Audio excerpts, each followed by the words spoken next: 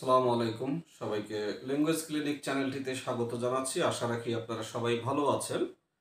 বেশ কিছুদিন ধরে স্ট্রোক নিয়ে বেশ কিছু ভিডিও করার চেষ্টা করছি, আজকেও সেটাই করব। আগামীতে অর্থাৎ আগামী 20 বছর, 15 বছর, 30 বছর এরকম কিছুদিন পরে যখন বাংলাদেশ আগের চেয়ে আরও বেশি উন্নত দেশে পরিণত হবে, তখন বাংলাদেশের তিনটা প্রধান লিডিং কজ অফ ডেথ হবে। তিনটা প্রধান কারণ, সেটা 1 নম্বর হতে পারে স্ট্রোক, 2 নম্বর হতে পারে হার্টের প্রবলেম, 3 নম্বর হতে পারে ক্যান্সার। এটা 19-20 হতে পারে। তো স্ট্রোক আগামীতে আমাদের মহামারী আকারে দেখা দিবে, এই আশঙ্কায় এই স্ট্রোক নিয়ে এই ভিডিওগুলো করা হচ্ছে, যাতে আমরা সবাই সচেতন হতে পারি। তো এখন আমাদের টপিকস হলো স্ট্রোকের লক্ষণ কি কি এবং কিভাবে আমরা বুঝবো যে আমাদের দ্রুত একটি মেডিকেল মেডিকেলে বা হসপিটালে বা ডাক্তারের শরণাপন্ন হতে হবে, সেই কয়েকটা বিষয় নিয়ে কথা বলবো। তো স্ট্রোকের লক্ষণ হলো, যদি আপনি মনে করেন যে আপনার আশপাশে কারো স্ট্রোক হচ্ছে, তাহলে আপনাকে যে সময়ে স্ট্রোকের লক্ষণগুলো দেখা দিচ্ছে সেই সময়টা খেয়াল রাখবেন, যে এখন বাজে 10টা, যে 10টার সময় তার স্ট্রোকের লক্ষণগুলো দেখা দিয়েছে এই বিষয়টা। কারণ স্ট্রোকের শুরু হওয়ার পরে কিছু ট্রিটমেন্ট খুবই কার্যকরী বা খুবই কাজে দেয়। অর্থাৎ স্ট্রোক শুরু হওয়ার সাথে সাথে যত দ্রুত ট্রিটমেন্ট শুরু হবে, তত দ্রুত স্ট্রোক থেকে রিকভারি বা আরোগ্য লাভ করা যায়। তো স্ট্রোকের সিমটমগুলো প্রায় 5টার মতো এখানে বলবো। এটা মায়ো ক্লিনিক থেকে বলা হচ্ছে, ওয়েবসাইট থেকে।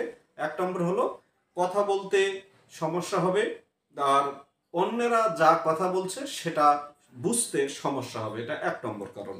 তো যে লোকের স্ট্রোক হচ্ছে তিনি কনফিউজড হতে পারেন কোনো বিষয় নিয়ে, এবং তার কথাগুলো স্লো হতে পারে, ধীর হতে পারে, অথবা তিনি অন্যেরা তার সামনে যা বলছে সেটা তিনি নাও বুঝতে পারেন। এটা 1 নম্বর কথা। অর্থাৎ মুখের কথা বলা, কথা বুঝতে অসুবিধা, এটা 1 নম্বর কারণ। যদি এটা হয় তাহলে দ্রুতই মেডিকেলে যেতে হবে। 2 নম্বর কারণ স্ট্রোকের লক্ষণ হলো নামনেস, অসাড়তা, অর্থাৎ প্যারালাইসিস টাইপের অসাড়তা আসবে, দুর্বলতা আসবে। আমাদের মুখ, আমাদের হাত, আমাদের পায়ে অসাড়তা, দুর্বলতা বা প্যারালাইসিস আসবে। তো এটা এমন হতে পারে যে শরীরের একদিক, অর্থাৎ বাম সাইড অথবা ডান সাইড, এটা এরকম প্যারালাইসিস হতে পারে। আর যে লোকটার এইটা হবে, তিনি 2 হাত উপরে উঠানোর চেষ্টা করবেন, হাতের উপরে চেষ্টা করতে পারবেন। কিন্তু যদি দেখা যায় যে একটা হাত উঠাতে পারছে না, একটা হাত পড়ে যাচ্ছে নিচে, তার মানে এটা একটা স্ট্রোকের লক্ষণ। অর্থাৎ 2টা হাত উপরে এইভাবে উঠাতে পারছে না, একটা হাত উঠাতে পারছে আর একটা পারতেছে না, এটা একটা স্ট্রোকের লক্ষণ। এবং সে যদি হাসে, কথা বলতে গিয়ে হাসার চেষ্টা করে, তার মুখটা একটা সাইড হেলে যাবে, যে কোনো বাম দিক বা ডান দিক হেলে যাবে, এটা হলো স্ট্রোকের লক্ষণ। তাহলে মুখ, হাত, পায়ে যদি এই লক্ষণগুলো দেখা যায়, তাহলে দ্রুতই কোনো মেডিকেলে যেতে হবে। 3 নম্বর হলো চোখ দিয়ে, যে আমি দেখছি, চোখ দিয়ে আমরা 2 চোখ দিয়েই দেখি, আবার কি মাঝে মাঝে এরকম 1 চোখ দিয়েও আমরা দেখতে পারি। তো 2 চোখ দিয়ে দেখতে গেলে বা 1 চোখ দিয়ে দেখতে গেলে দৃষ্টিটা সামনে একটু ঝাপসা হয়ে যাবে, পরিষ্কার দেখা যাবে না। আর দৃষ্টিটা কালো, যে সামনে সব অন্ধকার দেখছি, সেটা হতে পারে। অথবা সামনে যে আমি মোবাইল ফোনে ভিডিও করছি, মোবাইল ফোন আমি 2টা দেখতে পারি, যে আঙ্গুল আছে একটা কিন্তু উনি দেখবে 2টা, এটা একটা স্ট্রোকের লক্ষণ। আহ, হ্যাঁ, তাহলে এটা হলে দ্রুত যে কোনো মেডিকেলে যেতে হবে। আর 4 নম্বর হলো হঠাৎ করে প্রচন্ড মাথা ব্যথা। এমন মাথা ব্যথা শুরু হবে, তীব্র রকমের মাথা ব্যথা, সেটা হঠাৎ করেই হবে, সেটা স্ট্রোকের লক্ষণ।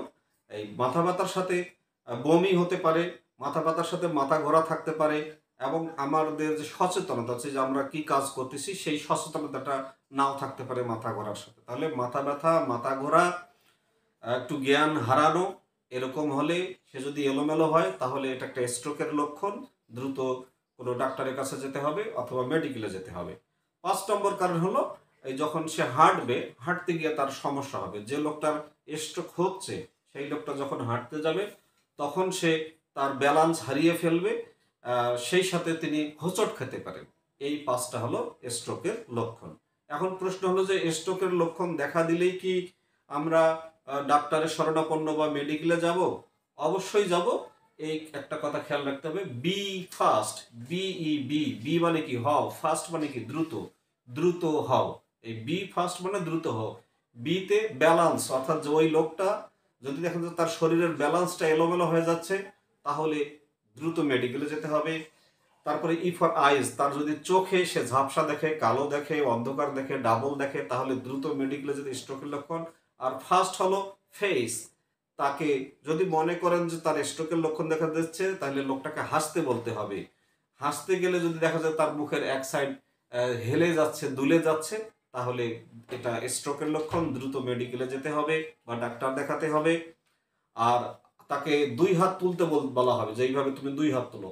যদি সে 1 হাত তুলে আর 1 হাত তুলতে না পারে, তাহলে সেটা স্ট্রোকের লক্ষণ।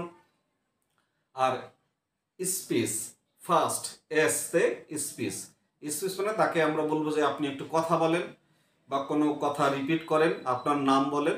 যদি তার স্পিচটা একটু স্লো হয়, কথা বলতে গিয়ে স্লো হয় বা নর্মাল কথা থেকে অনেকটা ভিন্ন রকম, তাহলে দ্রুত মেডিকেলে বা কোনো ডাক্তারের শরণাপন্ন হতে হবে।